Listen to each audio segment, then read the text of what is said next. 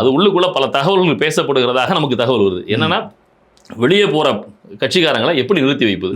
இப்போ திமுக பிஜேபியோட சேர்ந்துச்சுன்னா அது ஒரு வலிமையான அணின்ற ஒரு பிம்பம் ஏற்படும், மத்தியில் ஆட்சியில் இருப்பாங்க. இங்கே தாவேகா புதுசாக இப்போ தான் ஆட்சிக்கு வந்திருக்காங்க, உடனடியாக மக்கள்கிட்ட கெட்ட பேர் வாங்குறதுக்கு வாய்ப்பு இல்லை. பாராளுமன்ற தேர்தல் வரைக்கும் 2 வருடம் அப்படி தள்ளி கொண்டு போயிடுவாங்க. புதிதான கூட்டணி மக்களும் ஒரு வாய்ப்பு தானே கொடுத்துருக்கோம் அப்படின்னு சொல்லி அவங்க எதிர்பார்ப்பாங்க.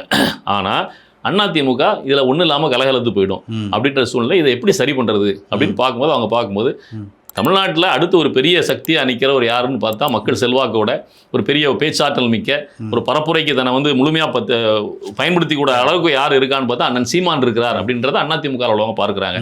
உள்ளுக்கு என்ன தகவல்கள் பல விஷயங்கள் அதிமுக பேசப்படுதுன்னா வேற வழி இல்லை.